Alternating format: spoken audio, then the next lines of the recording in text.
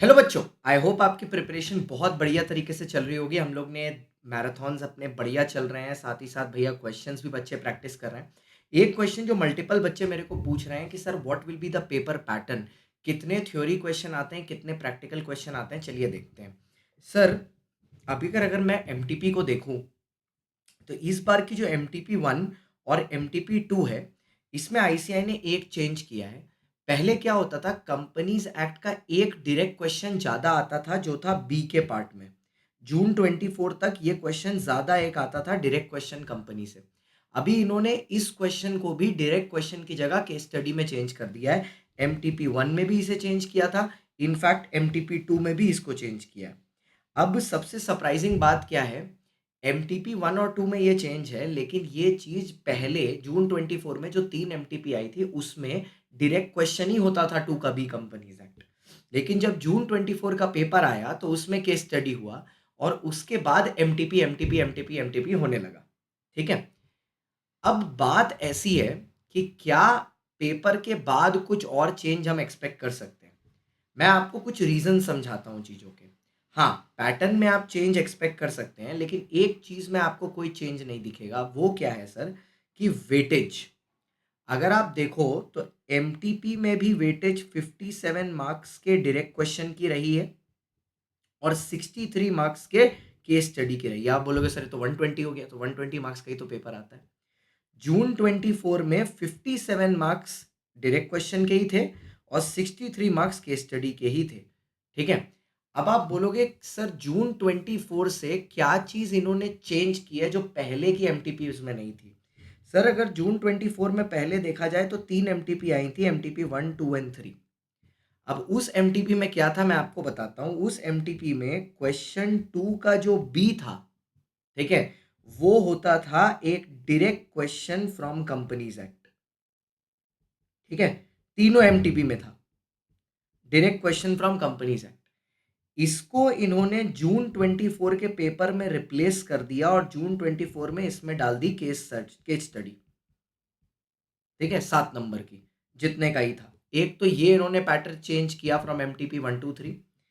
दूसरा इन्होंने pattern change ये किया कि जो तीनों एमटीपी थी, ठीक है, वो तीनों एमटीपी का जो लास्ट क्वेश्चन होता था सोगा का, ठीक है, जो लास्ट क्वेश्चन होता था सोगा का 6 का सी, वो अगर आप तीनों एमटीपी में देखो तो वो एक डायरेक्ट क्वेश्चन हुआ करता था कंपनीज मतलब सोगा का। उसको चेंज करके इन्होंने उसको जून 24 में केस स्टडी डाल दिया। ठीक है। ये थोड़े से पैटर्न चेंज किए हैं। तो अगर आप मतलब जाते हो एग्जाम में जा रहे हो और आपको लग रहा है कि पैटर्न बहुत ज़्यादा चेंज होने वाला है, तो बहुत ज़्यादा चेंज नहीं होगा। बट एक चीज़ मेरे को लगता है that this weightage they will retain of 57 marks of direct question and 63 marks of case study. ठीक है, थोड़ा बहुत ऊपर नीचे हो सकता है कि 55 65 हो जाए, बट आई गेस मोर और less it will remain the same. So I hope the video was helpful for you. तो आपको भैया दोनों प्रिपेयर करने हैं, केस स्टडी भी करनी है और डायरेक्ट क्वेश्चन भी करने हैं। ठीक है। सो अगर वीडियो हेल्पफुल रहा हो तो नीचे कमेंट ज़रूर कर देना। आज अभी मैं ये वीडियो जब बना रहा हूँ तो सुबह के 4 बज रहे हैं। यस, सुबह का 4 AM हो रहा है when I am shooting this video. I hope the video is helpful for you. Please share it with your friends and give your valuable comments as well. All the best for your exam, kill it.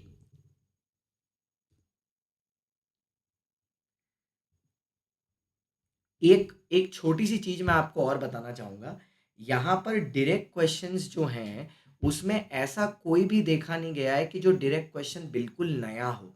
तो direct question के लिए आप अपने institute को material को ही refer करिए। जो questions हमने करवाए हैं, हमने तो पूरा डायरेक्ट क्वेश्चन का मैराथन ही करवाया है, उतने डायरेक्ट क्वेश्चन आप कर लीजिए। देखिए, ज़्यादा कुछ डायरेक्ट क्वेश्चन नया नहीं दिखेगा।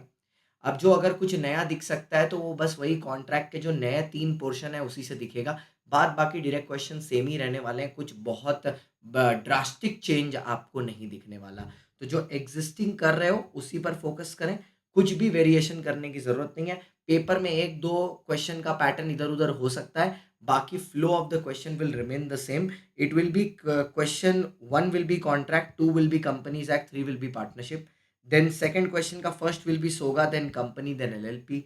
उसके बाद then it will be partnership, company, contract, then contract, nego, IRF, SOGA, partnership, contract, nego, contract, सोगा।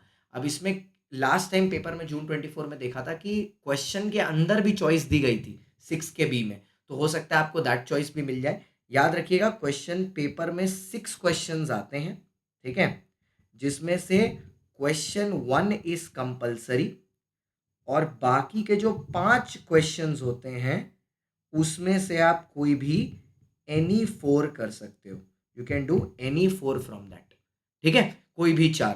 तो ये 20 × 4 हो जाएगा आपका 80 मार्क्स का, और ये पहला वाला पेपर 20 का हो जाएगा, तो टोटल 100 हो जाएगा। सर अगर मैं पहला क्वेश्चन कर ही नहीं पाता तो क्या पेपर चेक नहीं होगा क्या? सर पेपर चेक होगा।